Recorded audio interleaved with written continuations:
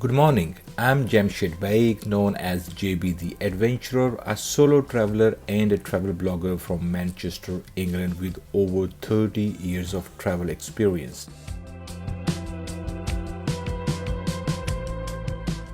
In today's adventure, we are going to visit one of the most famous and historic tourist attractions in Scotland.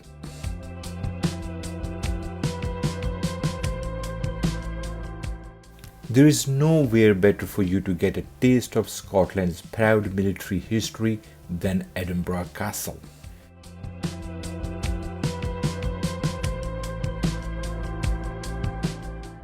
Military historians and artillery aficionados will have a feast in this blackened and weathered stone fortress, 5-gun battery and 3 military museums, including the National War Museum of Scotland.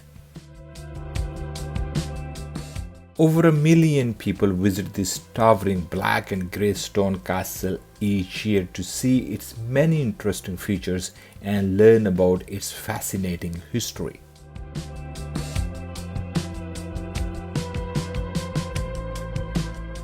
Perched atop Castle Rock, this ancient fortress dominates Scotland's national heritage as much as Edinburgh's skyline. Regarded as Scotland's national symbol, Edinburgh Castle contains the fabled Stone of Destiny, Scotland's Holy of Holies. Dating back as early as the 9th century BC, the current castle structures were built in the 16th century, with the exception of St. Margaret's Chapel, constructed in the 12th century.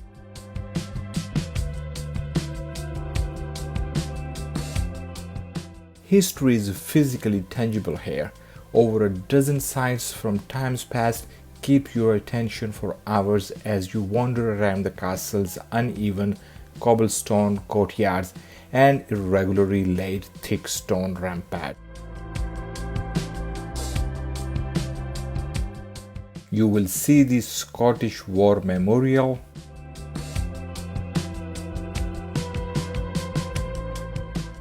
David's Tower, Half Moon Battery, Crown Square, Governor's House, the Great Hall, the Royal Palace, the Crown Room, St. Margaret's Chapel, the Behemoth Mons McGun, and the 18th and 19th century prisons of war exhibition, not to mention the superb views of Edinburgh from the castle's ramparts.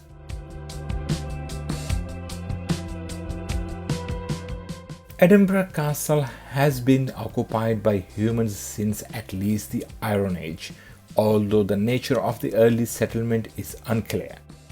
There has been a royal castle on the rocks since at least the reign of David I in the 12th century, and the site continued to be royal residence until 1633. Scotland's military tradition is ancient and powerful, an inherent part of its national culture. It goes back centuries to the Scottish clans who preferred to settle their affairs or defend their country by honest battle if all else failed.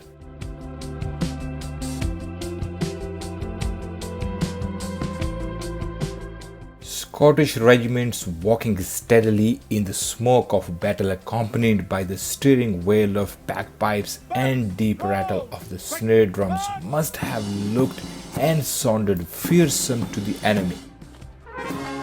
Who cannot be moved by such scenes in war movies like Waterloo,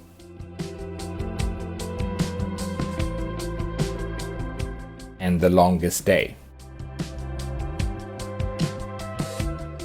This fortified gateway was built almost 450 years ago in the wake of the devastating Lang siege. 3 sets of heavy wooden doors once sat alongside the iron gate to ward off intruders. The top floor Argyle Tower was added in the 1880s. The first to capture the castle from the Scots was Edward I after a 3-day siege in 1296. But then, after the king's death in 1307, the English stronghold weakened and Sir Thomas Randolph, Earl of Moray, acting on behalf of Robert the Bruce, famously reclaimed it in 1314. His was a surprise attack under the cover of darkness by only 30 men who scaled the north cliff.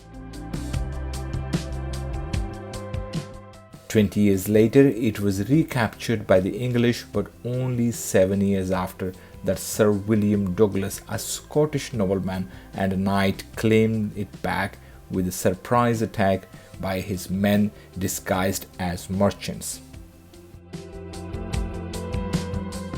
David's Tower, built in 1370 by David II, Robert the Bruce's son, who had returned to Scotland after 10 years in captivity in England, was built as a part of the reconstruction of the castle site after the devastation during the Wars of Independence. It was enormous for a building of the time, 3 stories high and functioning as the entrance to the castle. It was therefore the barrier between the attack and defense of any battle. It was the Lang siege that caused the downfall of this tower. The year-long battle was triggered when Catholic Mary Queen of Scots married James Hepburn, Earl of Bothwell, and the surge of rebellion against the Union rose up amongst the noblemen of Scotland. Mary was forced eventually to flee to England, but there were still loyal supporters who remained in Edinburgh, holding the castle for her and supporting her claim for the throne. One of the most notable was Sir William Kirkcaldy, governor of the castle. He held the castle for a year against the Lang siege until David's Tower was destroyed, cutting off one of the only water supply to the castle. The inhabitants managed only a few days under these conditions before they were forced to surrender. The tower was replaced by the half-moon battery that exists today. Before she became married to James Hepburn, Mary gave birth to James VI in 1566 to her previous husband, Lord Darnley, who also became James I of England in the Union of the Crowns.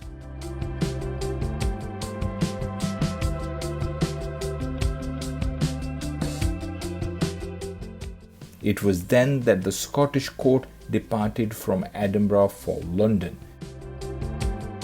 which left the castle with only a military function.